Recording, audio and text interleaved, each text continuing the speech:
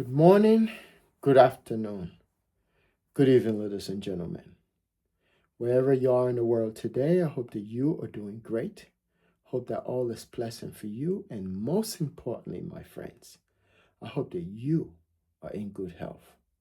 Once again, welcome to the Common Sense channel. On this channel, my friends, we get to talk about those things that people know, that people have thought about, but don't often have the time to discuss. These, my friends, are the things we discuss here on the Common Sense channel. So once again, welcome to the Common Sense channel. So today's topic, we are going to talk about the politics of the preacher man, the politics of the bishop, the politics of the clergyman, the politics of organized religion. That's what we're going to talk about. But before we do that, we're going to look at history because this is not new. Again, everything that we see in our world had a beginning. Now I'm going to give you some example so that way it can trigger your mind so you can start to think. Because the entire essence of my video is to allow you to think. So for educational purposes, we're going to be doing this video. And also, we're doing this video to allow you to think. Because everything must have started from somewhere. So the genesis of government, there are different forms of government out there. So we're just going to focus on European government because European system, although sometimes they say, oh, when people speak about the system, they like to say, oh, you're trying to say things about our system. Our system are the best. You see it interplaying in our world today, but it all started somewhere. So let's look at the early formation of European form of government.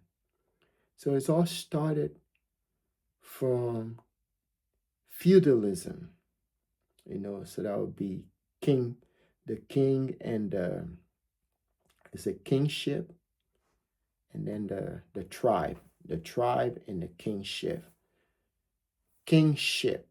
That's how I want. Let's just say kingship and the tribal. So it started that way, and then it came from there. So the king worked with the tribe, and then that's how they ran the system.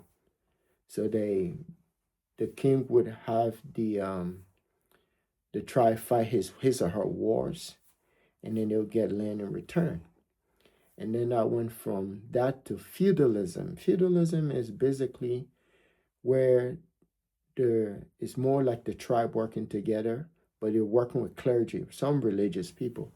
Because one thing people fail to understand, when the Roman Empire fell, it did not fall with the church, with the religious people, the clergyman, and whoever, the Pope. It didn't fall with them. It was just the political wing, the government wing of the Roman Empire that fell. And me personally, I don't think the Roman Empire ever fell. It still exists today,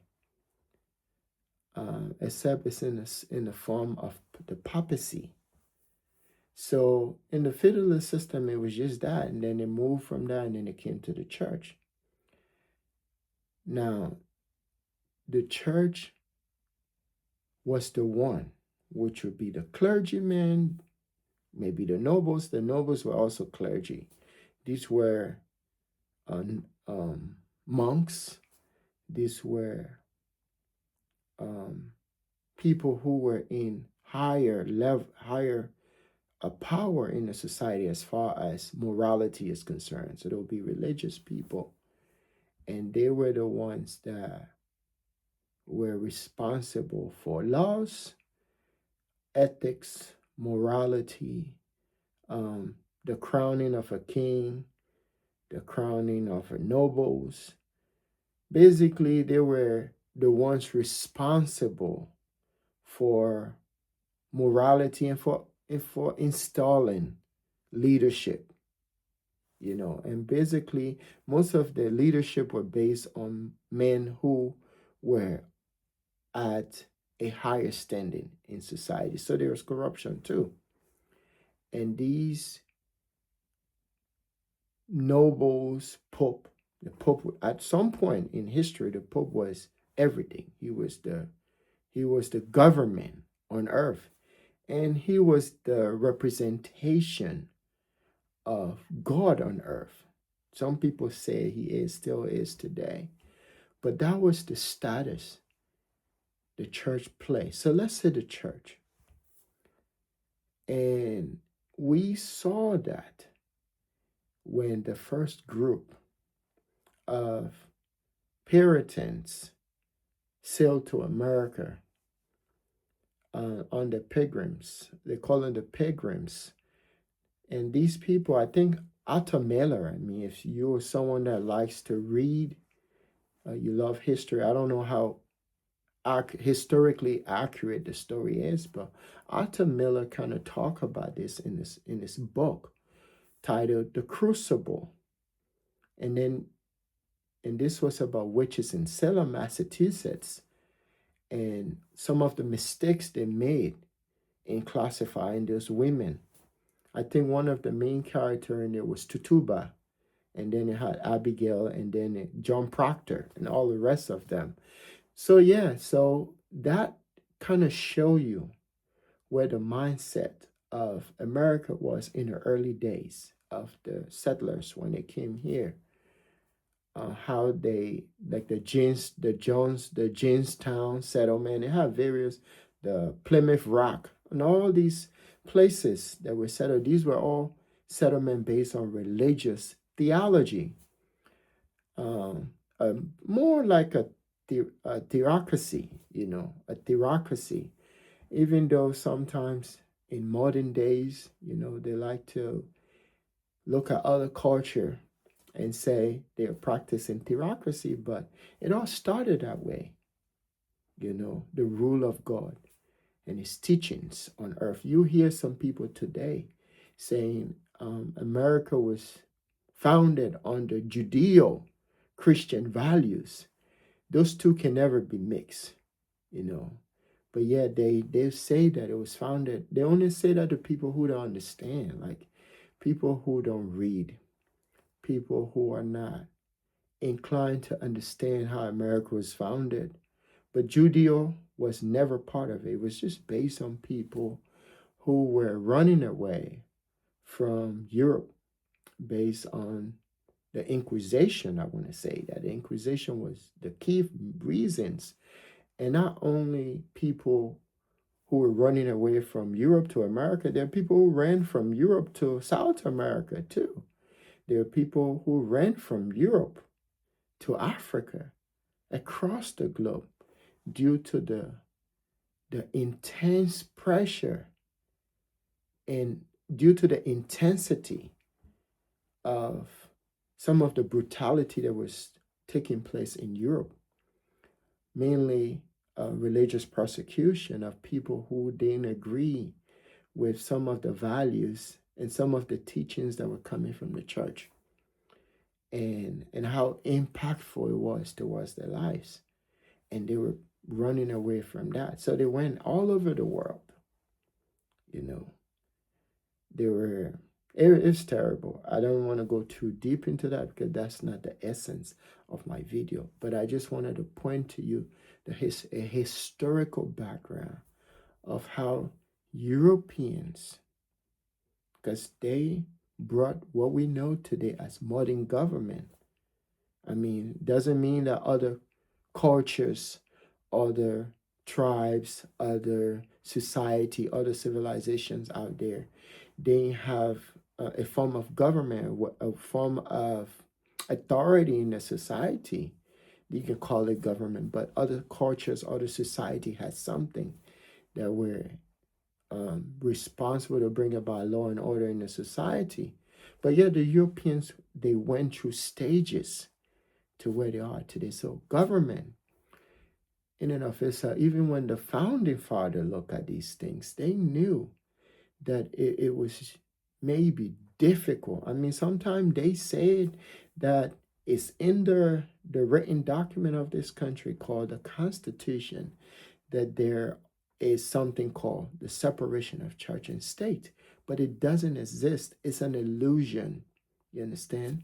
It's an illusion that will never exist. And the reason is from the onset of this country, religion has always been, organized religion has always been the foundation of the whole thing. So, what do I mean about that? What do I mean about this is the fact that the very people that are in government or that runs government are themselves members of religious organization. So religious organizations are the ones, organized religion organizations, are the ones that blesses them to go into office. That's the reason why, my friends, you cannot be a president in this country and don't swear with the Bible. You don't have to believe anything in there, but you must lay your hands on the Bible. I heard some people saying Trump did not put his hand on the Bible. You don't have to, you can be an atheist. You don't have to believe in nothing in there, but you must lay your hands on it. If America was truly,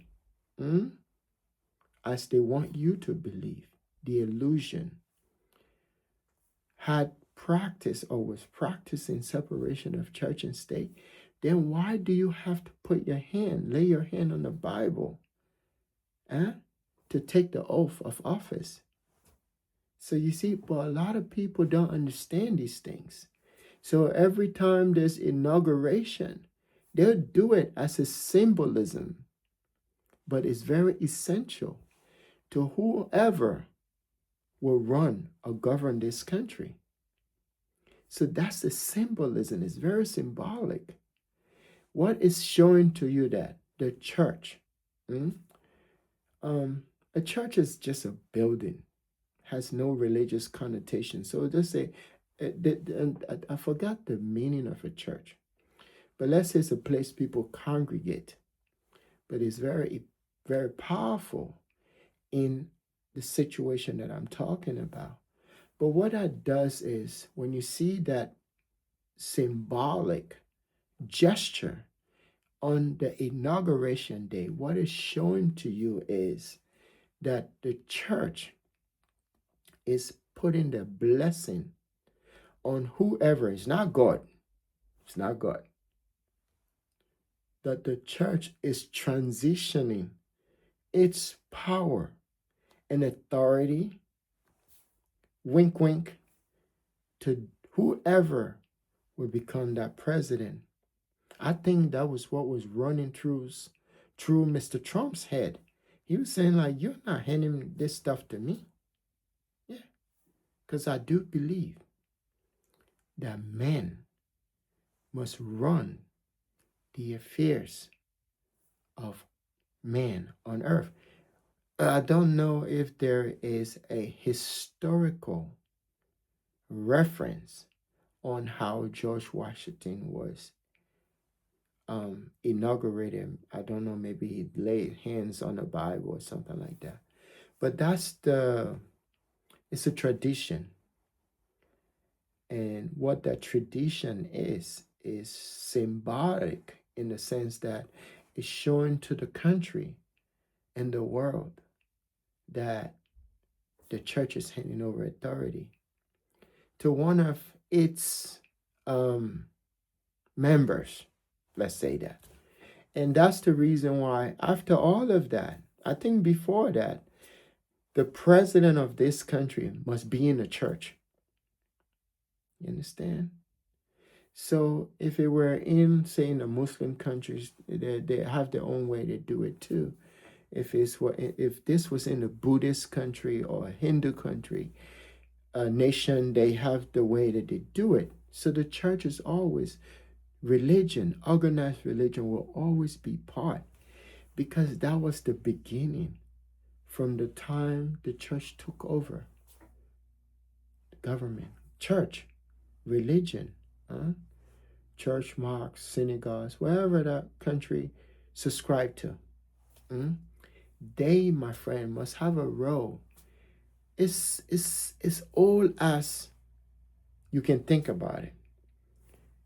The only thing in this country, you wouldn't see the Pope crowning the president.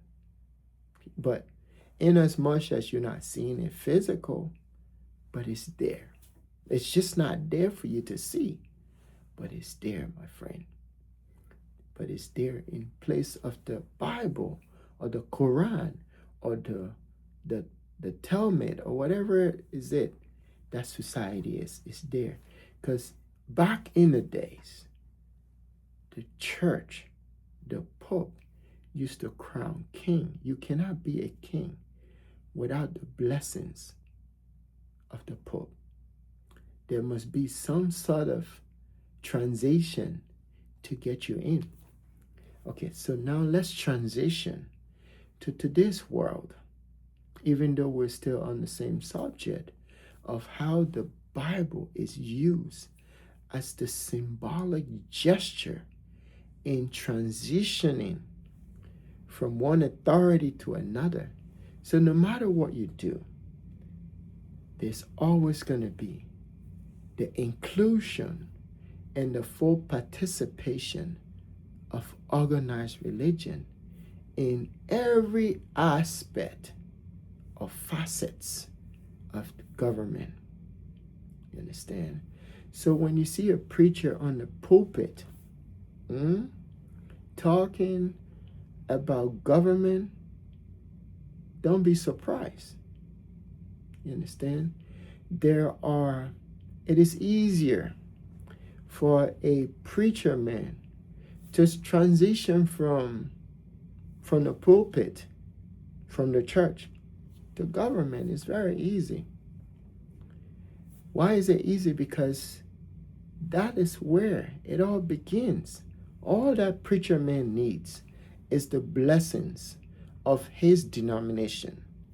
And not only that, the blessings of those that are his sheep or her sheep. You understand?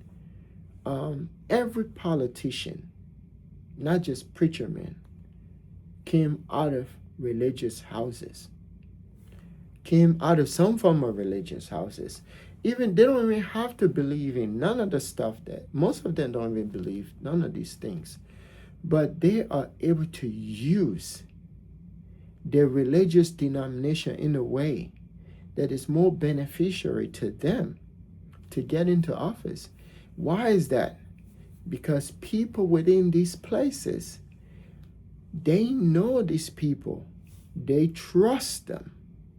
You understand? That's why a preacher man can come to his or her congregation and tell them that God wants them to vote certain individual into office because God is about to use them for the benefit of their own lives on this planet. If you look at most of these politicians in office that you put there, except those that are different, and then that also depends on the state too. Because if you come from a more circular state, it doesn't matter if the person is religious, but he has to come from has to come from a church. Yeah, they have to, and that's the reason why they can go back during election time, campaigning time. They have to go back. They just pick up the phone and call one of their colleagues in any of these church and say, "Can I come and talk to your congregation?" Since I've been in this country, I've never seen a politician that has never stopped in the church. They've always done. All of them do that because they need that blessing of whoever is in there, the preacher man. And the preacher man sometimes get a cut. You understand? As I speak right now, there's a congressman in Georgia. His name is, he's an African American. Is Wayne, I forgot his name, Wayner or something. Yeah, but this individual was a preacher. He's a preacher man. I think he's a reverend.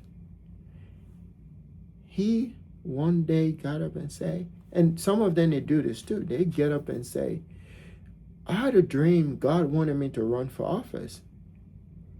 And he's already gotten the blessing of his clergyman, the bishop of his branch, whatever that branch is, could be Baptist, Methodist, Lutheran, whatever they are, they already got the blessings. And these people are everywhere across the country. Like you'll find them in all states. So, and their members are huge. So they just say, okay, well, if that's the case, we're going to pass the message around. That's it. So the reason why these people vote for them is because of the fact that they are from this denomination. And because everyone knows them. And not only that, the people that knows them has trust in them. Why? Because they have this religious connection. So people just assume that because they are religious, they will fear God, they will do the right thing, they will serve in their interests, and not only that, they will be honest. You know, it's trust. People who are seeped into religion, they are easy, maybe gullible is the word, to see it that way, you know, to trust these people because they see them in front of them, you know. And I think not only in politics, but you can say any form of abuse too, because people who are in authority like that, like preacher man, bishop, clergy, these people are high level people in our society, you know, with so much influence, power. So when they stand up and say they are running for office, or if they say something about a specific candidate, or sometimes the politicians that are in the community that has connection, they know these people and they can call them. They get a little cut. Who knows how they do it? They have a way they do it. And then that preacher man can just say, let's support this person. And they'll talk about it. And sometimes they campaign with them. They campaign with them. And just know that once they are doing that thing, campaigning with these people, whether they have good intention, whether they sometimes, some of you don't even know, some of these pastors, preacher, clergyman, reverend, whatever the titles is, these are people that have connections. They have connections with most of these political parties. You know, some of the connection is not even with the God they talk about to you every Sunday. Some of the connections are with places that are deep. You understand? Some of them are deep than you think. But when you see them, because you have so much trust, admiration, and respect for them, you see them as someone who is pious. And I think that's where the deception is with some of these people. Now, I'm not saying that there are not some of them that are great, you know, because I know some great preacher men. I know some great clergy, reverend individual in my community, in communities that are frequent. I know they're great ones that really care about the everyday activities of people, ordinary people, people who are going through hard times. I know some of them that are not political. I know some of them that don't take party. They're not really partisans. They are more community oriented. Like they care about the homeless people. They care about single moms who are struggling. They care about children who are being raised in single homes, single parent homes. They care about children who are homeless. You know, they care about, I know these people. I know preacher man that goes to the homeless shelter and feed the homeless. They do it maybe every week, sometimes twice a week. I know these people because I used to be in a community, man. I've seen these people. And I know those who are not just waiting to to have the congregation come to them to hear the gospel, the true gospel. They go to them with the gospel. I know these people. I know these people. I know preacher men, clergymen, reverend, bishop that are actually on the ground, in communities doing outreach, social work. I know these people. I know them. And I know those ones that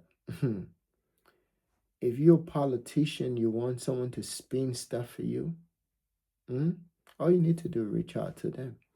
They are like the bouncer, the bouncer in a club. He always stand behind the guy who owns the club in the back. He's the big guy. And then anyone try to do something stupid, yeah, he'll just bounce on you. You understand? That's how some of them are hype. And some of them has no integrity.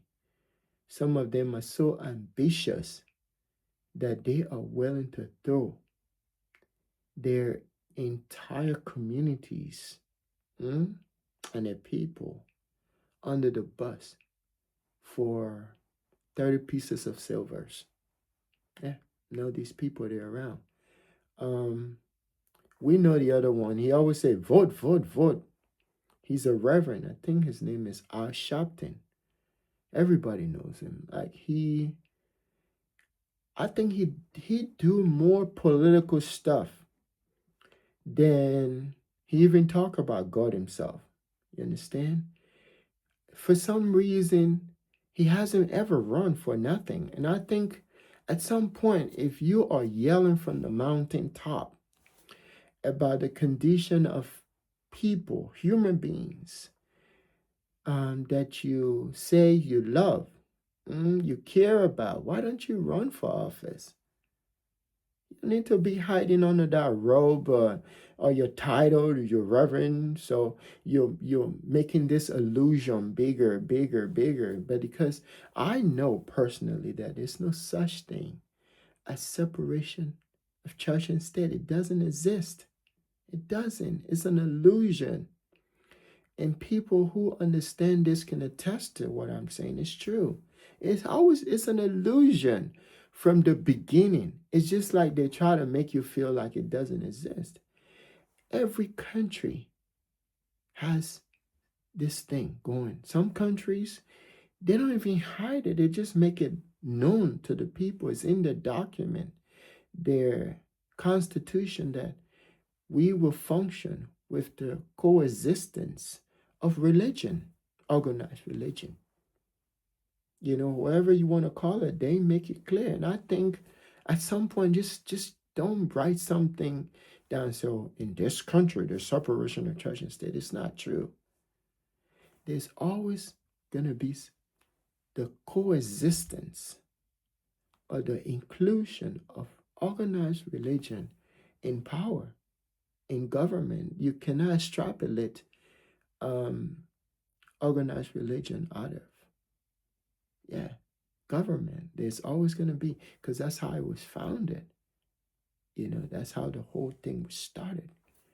Because organized religion is the bedrock of everything. All the institutions, I can maybe definitively say that all of our education system were founded based on religious doctrine and teachings.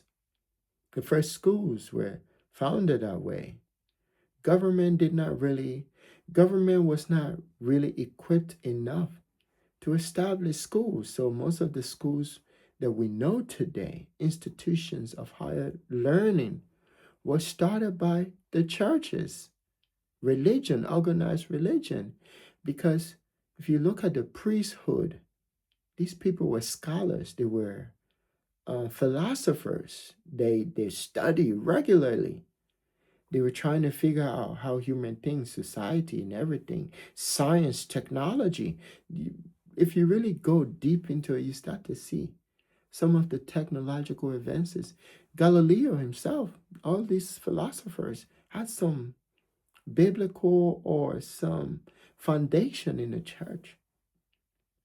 You understand? Early European, if you go into European history, you see most of the philosophers, because you had to think. You couldn't just be a priest, a monk, not a monk, but a priest without studying some philosophy and studying science, studying psychology, trying to understand society in order to help make things better. So most of these institutions sprung out of a religion, organized religion. So, and most of the leaders that will come into government came out of that. You understand?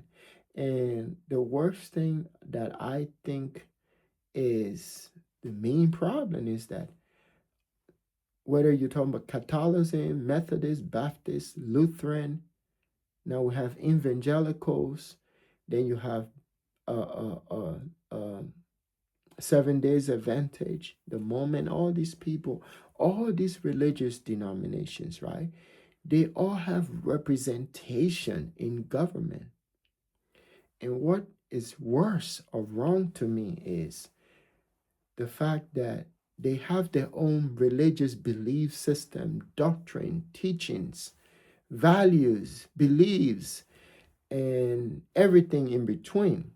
They are bringing these things, these same belief systems, they are bringing it to government, whether it's distorted, whether it's the wrong doctrine, whether it's the wrong teachings, whether it's the wrong belief systems, they are bringing it into government.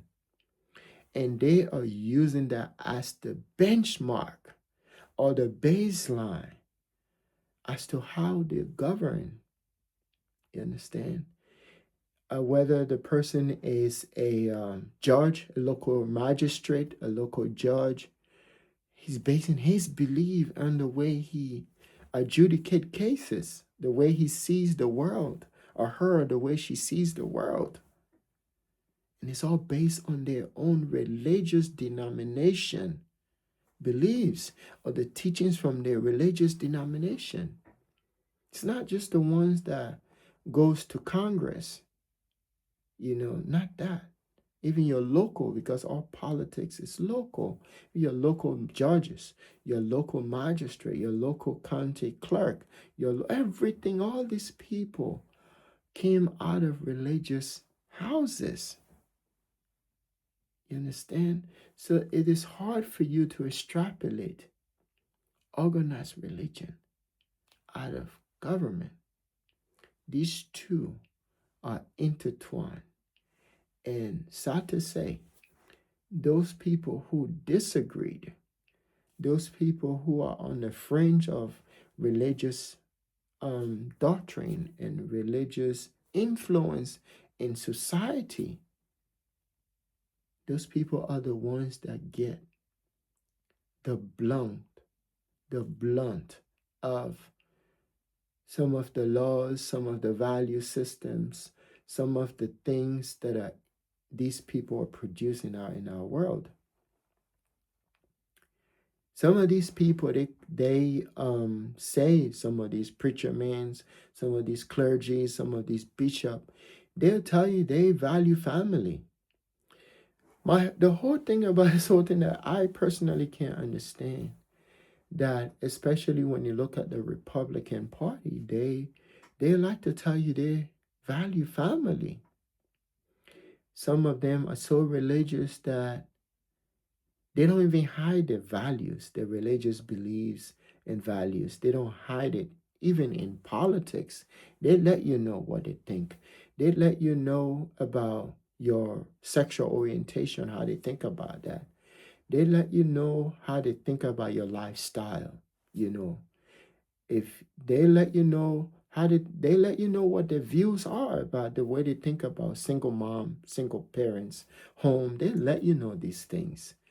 They'll say things like single parent families or single parent homes are the reason for most of the crimes in our societies. They'll let you know that single parent homes are causing the decay of our society, whether you want to believe it or not, but it's just a way of demonizing single parent homes. or they say other form of families are the reason for it. They'll let you know that. But they're not laying down those foundations that will make society not to go that way. You know what I'm saying? Like, nobody wants to be a single mom. Nobody wants to be a single dad. No child wants to grow up in a home where there's single mom or single dad. But what are the incentives?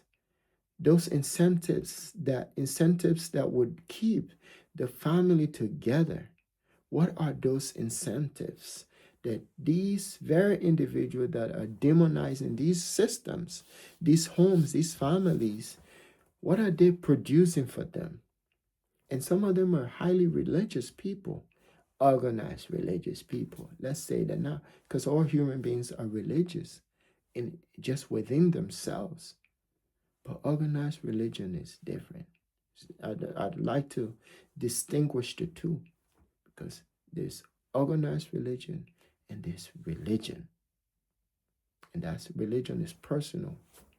So yeah, so they're easy to criticize. Some of them will run on these things. And that's sad. They will run on making sure that they do their best to eradicate single parent home,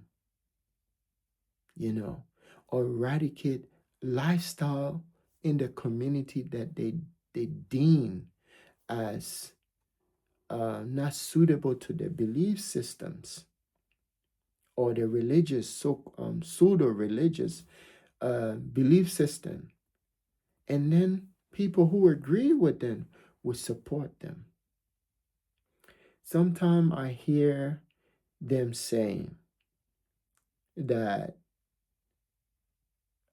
this is one of those things that makes me upset sometimes, when they say Christian nationalism, or when they say Christian Zionism. There's no such thing as that. Look, you're either a Christian or you're a nationalist. But because it's hard to separate a religion from government, that's why those who want to divide and conquer, that's why they merge the two. So they can divide and conquer, so they can say, look at them here. Look at them. These are your problems. These Christian nationalists, these Christian Zionists. But the two doesn't go together. You got to be one of them. You're either a Christian or you're a Zionist. But you can't be both. But those who are, their job is to divide society or to class society into various groups. They will put it out there. The reason is just to point finger at them. Because whoever is doing that knows that these individuals can take those beliefs into government and impact society with those beliefs that they have. And what's going to stop them? Nothing. So they point finger to them. But even though they're pointing finger, they're also telling you on the other side that there's something called separation of church and state. You see? When they full well know that it doesn't exist. But they're only doing that to demonize those people. And they'll tell you they're taking over our country. And they know that the whole country is run that way. You see? The reason why I do these videos is because I want you to see these things. I saw a long time ago, I did. And the moment I saw this, I started thinking, how did I get to this point? I want to end this video this way. One day, because I grew up in the church, understand? Don't talk much about myself, but my mother was more like a fanatic. My mom was like the kind of people that believe the end time will come like tomorrow. Jesus could come any day, anytime. So you had to work on your salvation so that when Jesus showed up, then you'll be able to go with him. So that's my mom. So I grew up that way. It wasn't pleasant, I'm not going to lie. Because, and as a child, I wasn't ready for that. I'm not going to lie that I was ready, but I had to do whatever I could to please my mom. But yeah, one day I was sitting down. I spent at least maybe a year studying religion in college. I did like a year because I wanted to know. So I studied everything. I was searching for understanding of something that was introduced to me, by birth, by my parents, my mom, that I know nothing about. So I wanted to know. And not only that, I also had questions growing up as a child that I didn't feel like those questions were answered. So in college was a time, but I read many books. I read many classic books on religion, especially Christianity. This is why I talk about Christianity all the time. I read books on Hinduism, read books on Buddhism. I read books on Islam. And yeah, I still have these books. So they're all over the place. But I didn't get nothing out of them. Nothing. Not going to lie to you. So one day, I visited my pastor, and he was asking a question. I think, we're talking about tithing. And for some reason, I said something to him that will later become true. And I told him, Pastor, I don't tithe because I want God to bless me. I told him this true story now. I told him I tithe because I want to further the teachings of Jesus, Yeshua Mashiach. Then I didn't even know the real name. I just say Jesus. And he said, no. He said, I sense a sense of pride. And I said, no to him. I said, it has nothing to do with pride. And then I said something that's profound. I said that even if let's say I give God money, I don't think whatever level of money I give God, that he's required to bless me because of how much I give him. I say I don't have saying in that. You see, so I cannot say because I give God more money, then he bless me equally. That's what they tell you. But if you're going to say that, then it means that the God we're talking about is transactional. Because I don't have saying as to whether based on how much I give God, he's going to bless me. I can give God all the money for the sake of my video. I don't say God, I say Almighty. But let's say for the sake of this video, I can give God all thousands of dollars, right? And then God can skip me and bless someone else's. So there's no guarantee.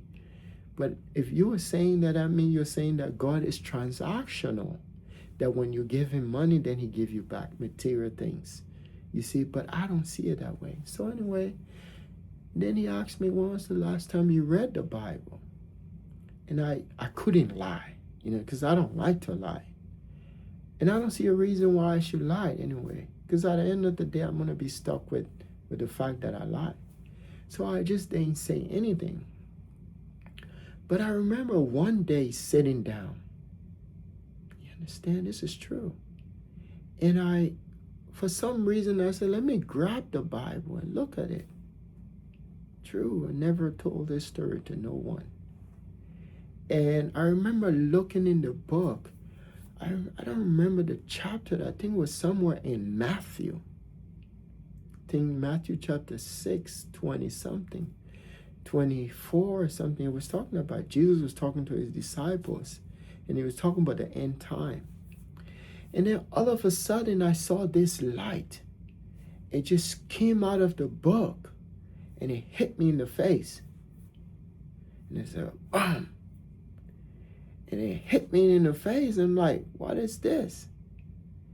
From that moment on, my life never been the same.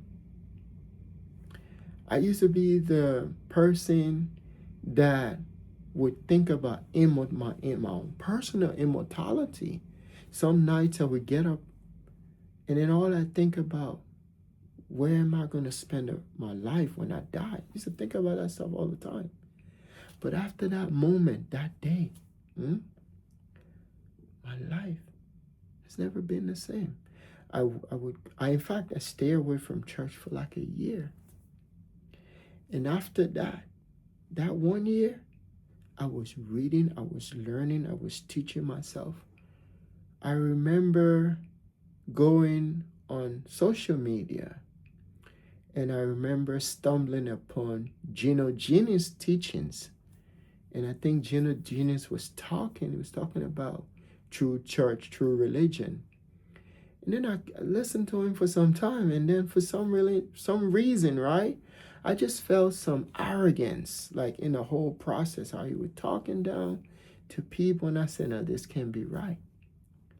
So I just kept searching, and one day, I stumbled upon Dr.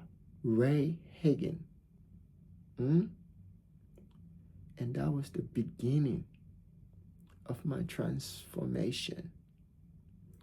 Not in the sense that I didn't really get the truth. I did. At that moment, I already knew what the truth was. Because from that incident, I had that light, that beam out of the Bible, that flashed into my face as a force.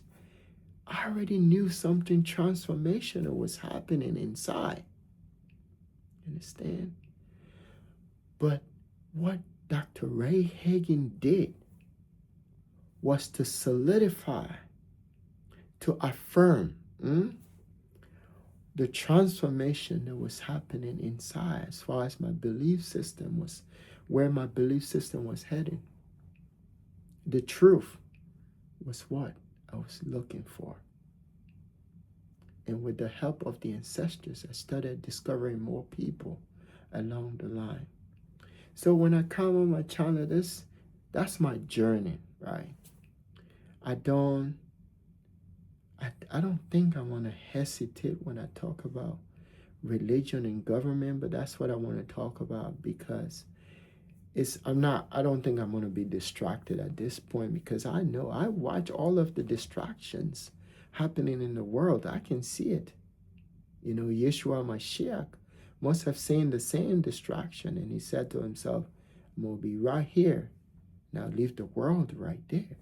And I'm just going to focus on those things that are relevant to bringing the people from the darkness into the place of light so that they can start to see those things that are plaguing them so that they won't be misled. There are millions of people that are misled by these people masquerading as honesty, as individuals with integrity, only for them to discover that these people are nothing but deceptions.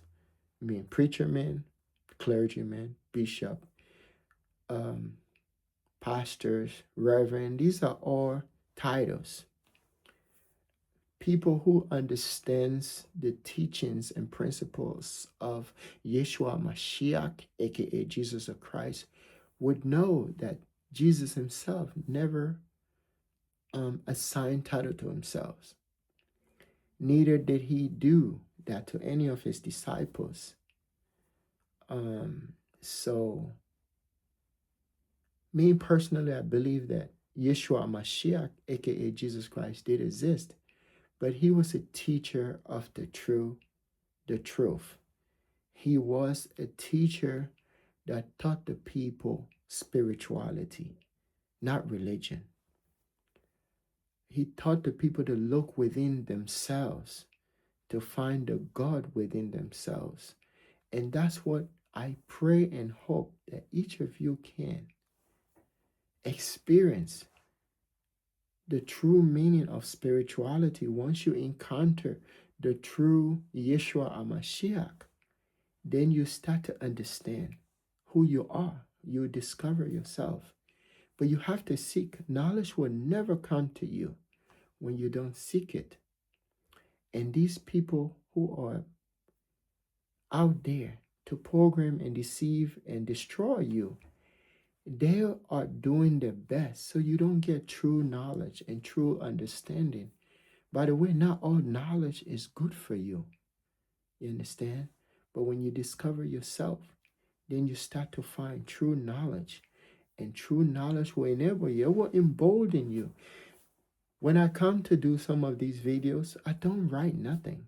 I don't script nothing. I just do them. Because I discovered this thing. I have over 3,000 to 4,000 books in my house. Huh? I've read most of those books in my time since I've been in this country. I've read most of them. And all of the books that I've read on various topic, most of them are dead people's ideas. I didn't find nothing good in them. But the moment I discovered myself, that was the turning point to understanding that all of those books were meaningless. True knowledge comes from within. And the true knowledge that comes from within is the same knowledge that you give out. So if you give out if good knowledge come into you, you will give out good knowledge. If bad knowledge comes into you, you give out bad knowledge. You understand? So that's how it is. So you always associate yourself in your daily life now, in everything you do, with positive energy, positive people. Not these fake preacher men out here, these politician running, masquerading as preacher men, this clergyman, this bishop. These are all titled people. They don't represent anything, Jesus. And it's true. They are just hustlers, just like any regular politicians out here. They only attach themselves to religion because they understand it's an easy outlet into power and fame, money and everything, all the material things in life. You see all these mega preacher men out here, if you know how much connection these people have, you won't believe that they can do anything and walk away with free. Nothing happened to them. They would do it to a point where maybe someone just say, you know what, enough. That's it. But they would get away with a lot of stuff until someone say enough. That's how it's just like darkness, darkness, darkness, darkness equal light. And then they expose. So that's how it is, man. So I just wanted to kind of enlighten you about the power and the politics and the influence of the preacher man, the clergyman, the bishop, and all the title people in politics. That without organized religion, these people won't have easy outlet. It's a form, they use that as a channel to get into office. They use that as a portal to get into office because the early beginning of government, I mean, when I say government, I'm talking about like well-organized government, begins with the church. You can research it, you'll see. And the church had 85% influence on all of the people that were running government, whether they were noble knights, local clergymen, whatever was running that community, as a lawyer, as a magistrate, as a judge, as a postal officer, as a minister, whatever in there. They placed them there. They ordained them. They crowned them. They inaugurate them. They did all that stuff. You understand? So yeah, I just wanted to do this video today to throw some light on this. On a Common Sense channel, that's all you hear here. We're not being distracted by what's happening out there. We'll talk about those things that are relevant to those who are seeking knowledge and understanding of our world. You understand? So don't let no one society tell you that they are better than the other. They all have religious connection to whatever system they're running out here. You cannot extrapolate religion, organized religion, from any form of government, be it democracy, sociology, socialism, communism, theocracy, whatever is it out there. You cannot extrapolate religion, organized religion from government. And let no one fool you. Let no one lie to you. You understand? Because these, my friends, these meaning organized religion is the bedrock of all society, including the laws that govern these societies. Um, as I've always said, I want to thank those people who watch my videos, who are subscribed to my channel.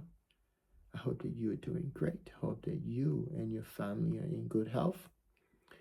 And as I've always said again, the greatest thing that could ever happen to you, it's not the day you were born, not the day you had your first car, the day you graduated from high school, college, the day you became a lawyer, doctor, whatever it is that you're working on. The greatest thing, my friend, that could ever happen to you is the day you discover yourself. Because from that moment on, you start to understand some of the things that these people are engaged with to get into power in order to deceive the masses, in order to gain power, prestige, material wealth, and everything in between. And all of these things has nothing to do with the Creator. It has everything to do with their own self gratification and self indulgence. Nothing to do with spirituality or even the growth of the society. Thank you, and I hope that you and your loved ones are in good health. Have a pleasant day. Thank you.